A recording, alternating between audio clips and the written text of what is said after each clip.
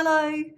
No one can question what I'm saying when it comes to being a father or parenting because I was raised in a very specific way and I'm one of the greatest men on the face of the planet. How does somebody end up having the God complex? Well, Andrew Tate was abandoned by his father. You know, his father saw him very rarely. He says himself that his father saw him about once a month. His dad was traveling a lot. He was in lots of chess competitions and he didn't have time for his kids. Andrew Tate's mum left him because he was cheating on her. Apparently Andrew Tate's dad was quite a Lothario and he was with all sorts of women as he went around the world.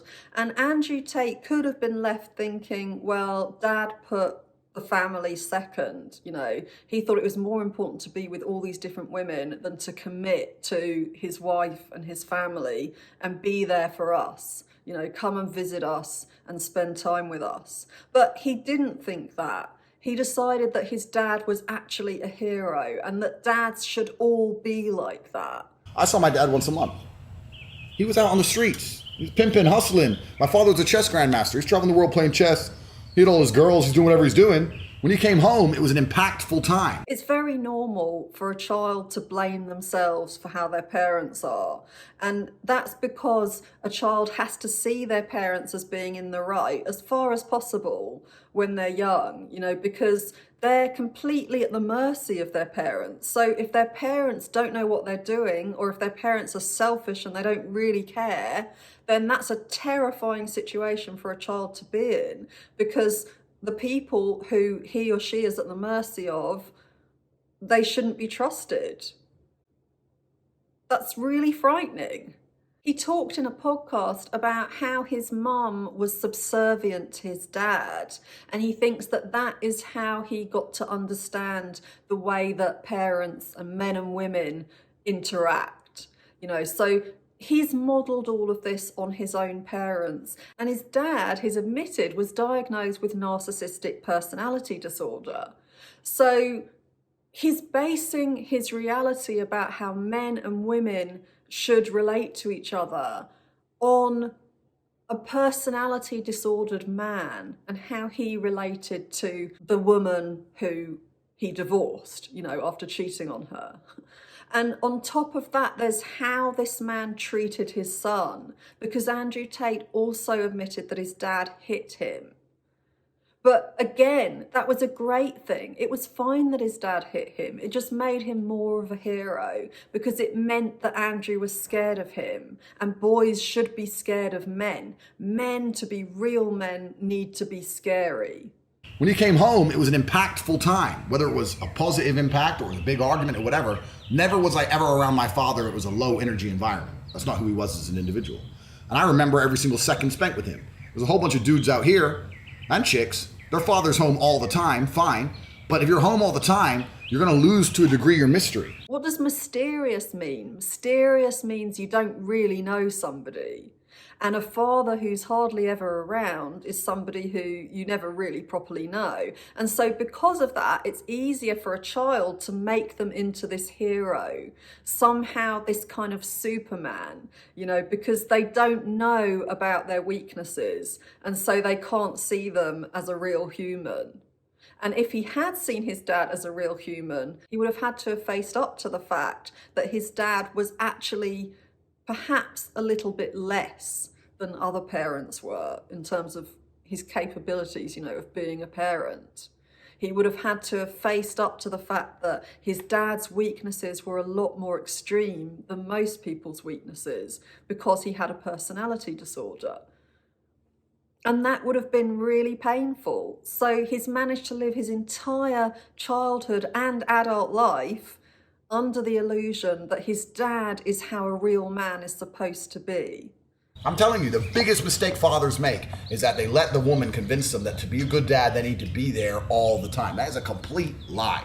Fathers never did this. We were always at war or down in the coal mines or away working. This is the way it's always been for humanity, right? The men were away doing important things. Now the man's at home changing diapers, like a punk. Andrew Tate's sister is a lawyer. She's obviously successful, intelligent, and she and Andrew Tate don't talk.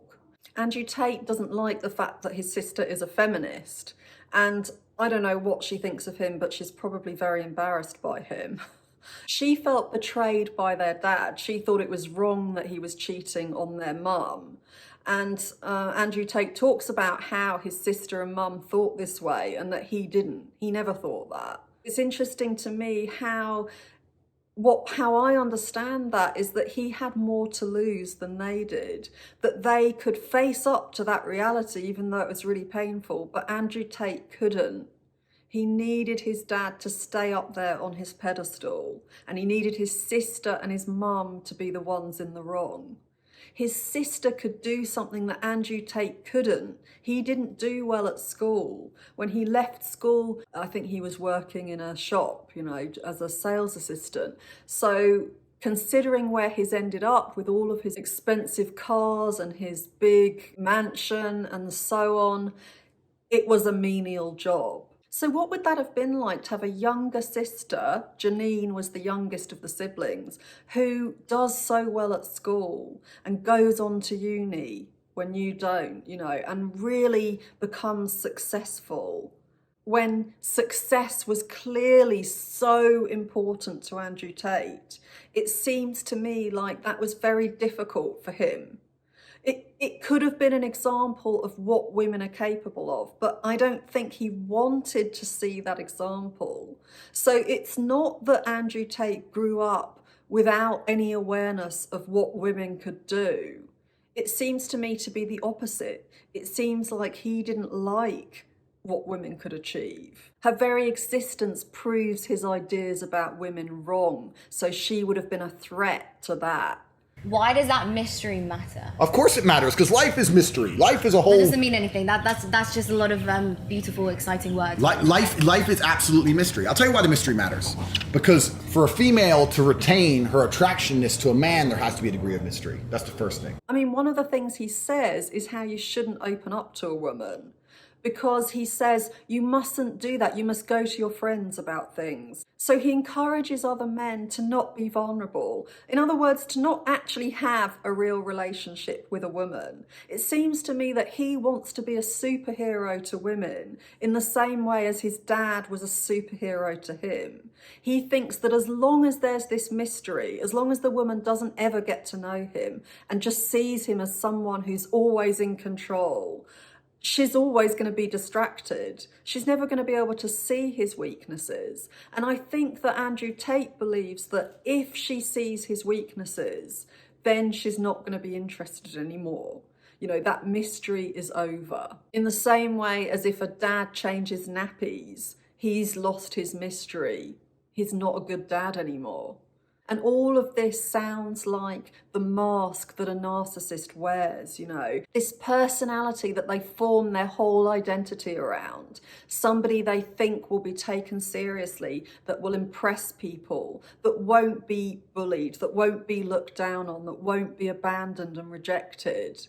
But none of it's real, and that's what's so tragic, is he is keeping up this illusion. He seems to be running this cult now. He's somehow transformed this whole experience of him being put away in jail because of women coming forward and saying that they were trafficked, that they were abused, that they were raped, and so on. He's taken all of this and he's turned it into persecution, sacrifices, his time out in the wilderness, his pain. And that's what narcissists do. They go from hero to victim roles. When you're in the victim role, you don't have to take any responsibility. And he doesn't have to take any responsibility because he's being persecuted.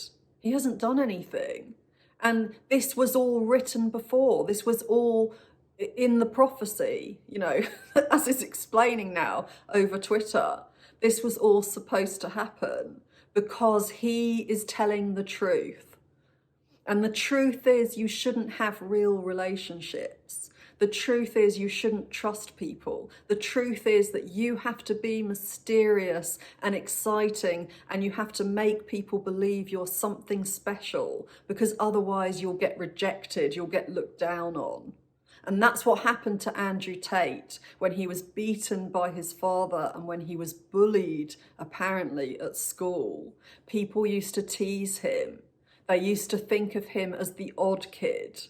And he doesn't have to feel small. He doesn't have to feel abandoned or rejected or like he doesn't really matter. That's what he might have felt like when his dad was roaming the world, having sex with all these women and barely seeing him.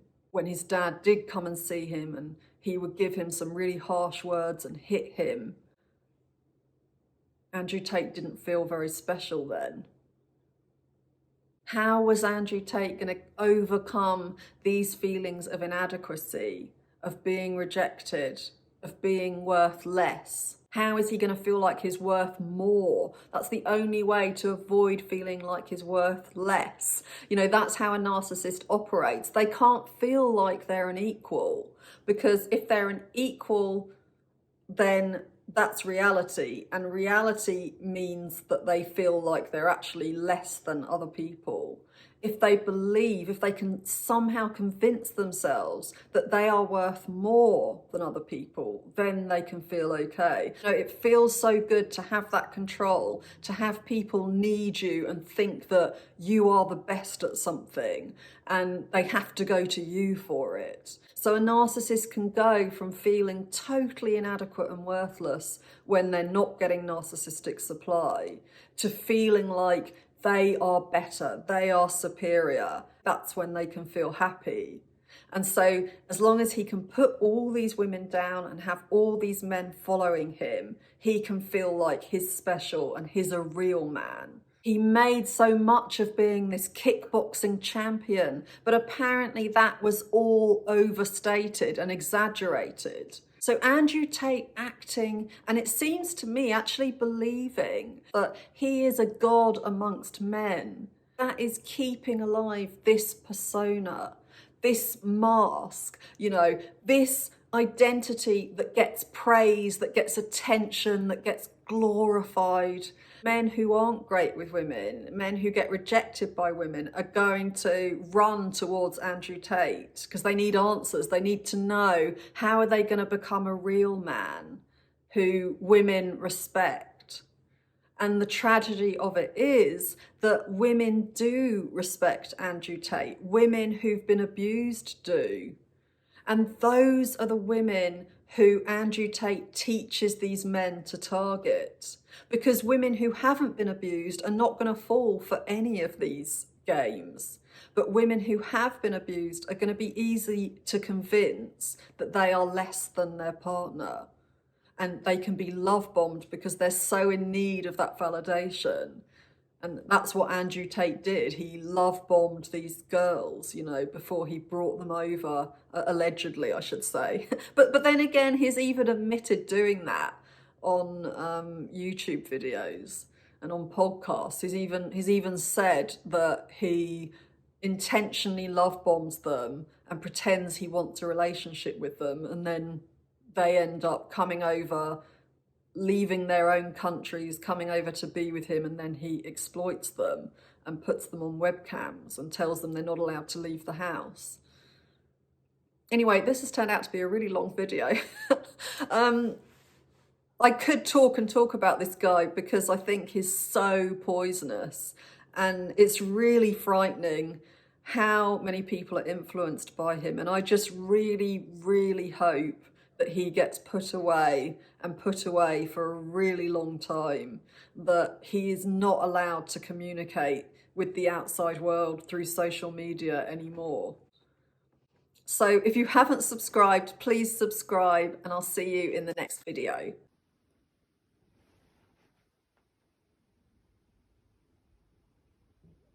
You having a cuddle?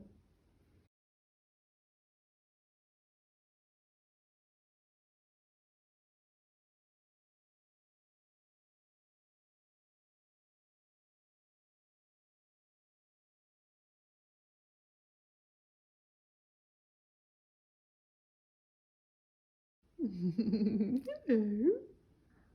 Is that a nice wash? Having a nice cuddle and a nice wash from your brother? Hmm?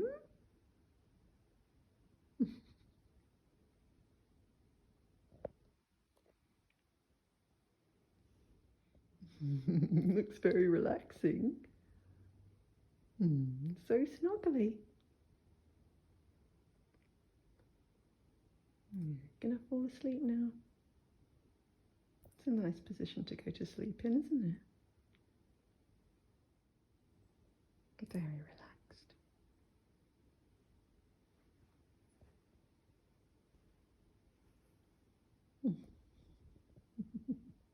Pointing his toes.